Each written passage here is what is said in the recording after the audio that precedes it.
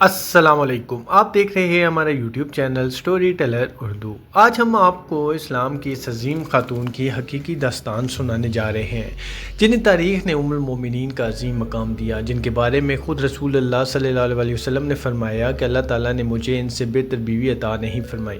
یہ وہ عظیم خاتون تھی جنہوں نے اس وقت رسول اللہ کا ساتھ دیا جب پوری دنیا مخالفت پر اتر آئی تھی۔ یہ ہیں حضرت خدیجہ بنت خویلد رضی اللہ تعالیٰ عنہا۔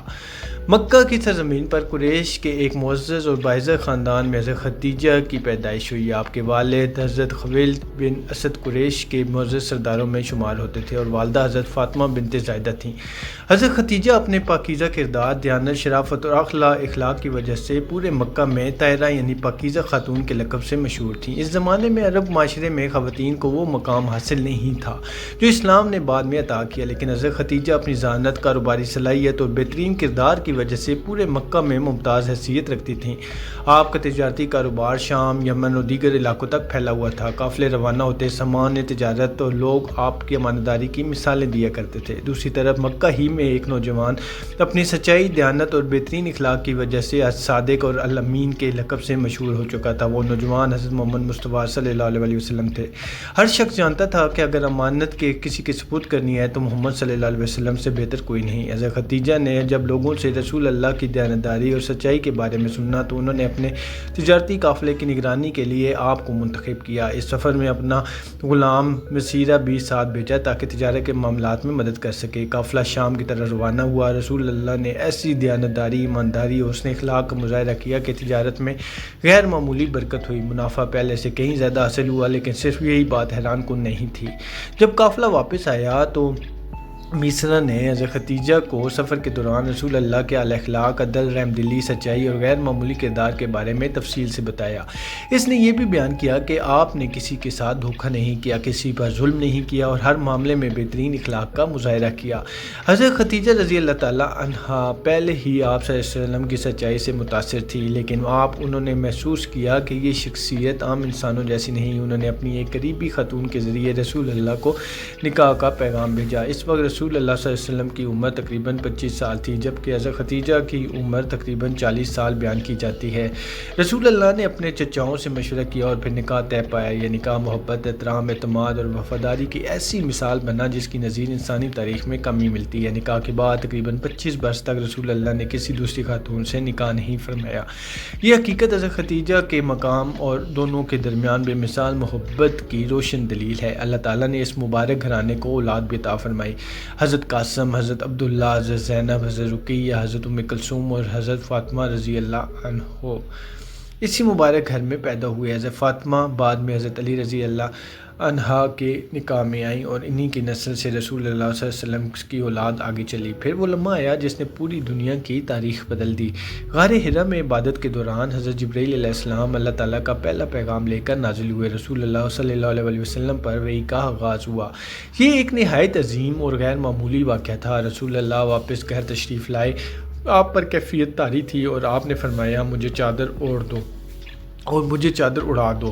یہ وہ لمحہ تھا جب ہر انسان گھبرا سکتا تھا، لیکن حضرت خدیجہ نے ایسی بات کہی جو ہمیشہ کے لیے ایمان والوں کے دلوں میں محفوظ ہو گئی۔ انہوں نے عرض کیا، ہرگز نہیں، اللہ کی قسم، اللہ آپ کو کبھی رسوا نہیں کرے گا۔ آپ صلح رحمی کرتے ہیں، سچ بولتے ہیں، کمزوروں کا بوجھ اٹھاتے ہیں، مہمان نوازی کرتے ہیں اور حق کے کاموں میں لوگوں کی مدد کرتے ہیں۔ یہ الفاظ صرف تسلی نہیں تھے بلکہ رسول اللہ صلی اللہ علیہ وسلم کے عظیم کردار کی گواہی بھی تھی۔ پھر حضرت خدیجہ رسول اللہ کو اپنے چچا زاد بھائی حضرت ورقہ بن نوفل کے پاس لے گئی، جنہوں نے سابقہ آسمانی کتابوں کا علم رکھا تھا۔ انہوں نے سن کر کہا کہ یہ وہی فرشتہ ہے جو حضرت موسیٰ علیہ السلام پر آیا تھا۔ یوں حضرت خدیجہ اسلام قبول کرنے والی پہلی شخصیت بن گئی۔ سب سے پہلے رسول اللہ صلی اللہ علیہ وسلم کی نبوت پر ایمان لانے کا اعزاز انہیں حاصل ہوا۔ اب آزمائشوں کا دور شروع ہوا۔ مکہ کے مشرکین نے رسول اللہ صلی اللہ علیہ وسلم پر ظلم کرنا شروع کر دیا۔ لوگ مذاق اڑاتے، پتھر مارتے، گالیاں دیتے اور طرح طرح کی تکلیفیں پہنچاتے۔ ایسے ہر موقع پر حضرت خدیجہ رضی اللہ عنہا رسول اللہ صلی اللہ علیہ وسلم کے ساتھ مضبوطی سے کھڑی رہیں۔ انہوں نے اپنی ساری دولت اسلام کی خدمت میں خرچ کر دی۔ جو مال برسوں کی محنت سے جمع کیا تھا وہ اللہ کی رضا اور دین کی سربلندی کے لیے قربان کر دیا۔ انہوں نے کبھی کس کا احسان نہیں جتایا بلکہ ہر قربانی خوشی سے پیش کی۔ پھر قریش نے بنو ہاشم کا مکمل سماجی اور معاشی بائیکاٹ کر دیا۔ رسول اللہ صلی اللہ علیہ وسلم، حضرت خدیجہ اور دیگر مسلمان شعیب بن ابی طالب میں محصور ہو گئے۔ تقریباً 3 سال تک سخت تکلیف برداشت کی۔ کئی دن کھانے کو کچھ نہ ہوتا، بچوں کے رونے کی آوازیں دور تک سنائی دیتی، لیکن حضرت خدیجہ نے کبھی شکایت نہیں کی۔ یہ مسلسل آزمائشیں آپ کی صحت پر اثر انداز ہوئیں۔ بائیکاٹ ختم ہونے کے کچھ عرصہ بعد 10ویں نبوی سال میں حضرت خدیجہ اس دنیا سے رخصت ہو گئی۔ رسول اللہ صلی اللہ علیہ وسلم کو اس قدر صدمہ پہنچا کہ اس سال کو عام الحزن یعنی غم کا سال کہا جانے لگا، کیونکہ اسی سال آپ کے عظیم سرپرست حضرت ابو طالب بھی وفات پا گئے تھے۔ حضرت خدیجہ کی وفات کے بعد بھی رسول اللہ صلی اللہ علیہ وسلم انہیں کبھی نہیں بھولے۔ جب کبھی بکری ذبح ہوتی تو آپ صلی اللہ علیہ وسلم حضرت خدیجہ رضی اللہ عنہا کی سہیلیوں کے گھروں میں گوشت بھیجتے۔ اگر کسی خاتون کی آواز حضرت خدیجہ سے ملتی جلتی سنائی دیتی تو آپ صلی اللہ علیہ وسلم کو ان کی یاد آ جاتی۔ ایک مرتبہ حضرت عائشہ رضی اللہ عنہا نے عرض کیا کہ آپ حضرت خدیجہ رضی اللہ عنہا کو اتنا کیوں یاد کرتے ہیں؟ اس پر رسول صلی اللہ علیہ وسلم نے فرمایا کہ انہوں نے اس وقت میری تصدیق کی جب لوگوں نے مجھے جھٹلایا، انہوں نے اس وقت میرا ساتھ دیا جب لوگوں نے میرا ساتھ چھوڑ دیا، انہوں نے اپنا مال مجھ پر خرچ کیا اور اللہ تعالیٰ نے مجھے ان سے اولاد عطا فرمائی۔ حضرت جبرائیل علیہ السلام ایک مرتبہ رسول اللہ کے پاس آئے اور عرض کیا کہ حضرت خدیجہ کو اللہ تعالیٰ کی طرف سے سلام پہنچا دیجیے اور انہیں جنت میں ایسے محل کی خوشخبری سنا دیجیے جو موتیوں سے بنا ہوگا، جہاں نہ کوئی شور ہوگا اور نہ کوئی تکلیف۔ یہ فضیلت دنیا کی بہت کم شخصیات کو نصیب ہوئی۔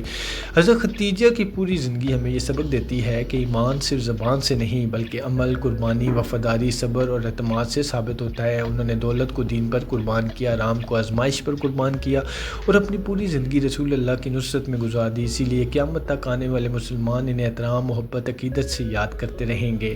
اللہ تعالیٰ ہمیں حضرت خدیجہ بنت خویلد کے ایمان، صبر، سخاوت، وفاداری اور اخلاص سے سبق حاصل کرنے اور ان کے نقش قدم پر چلنے کی توفیق عطا فرمائے، آمین۔ اس طرح کی مزید معلوماتی ویڈیوز دیکھنے کے لیے ہمارے چینل کو سبسکرائب کریں۔ شکریہ۔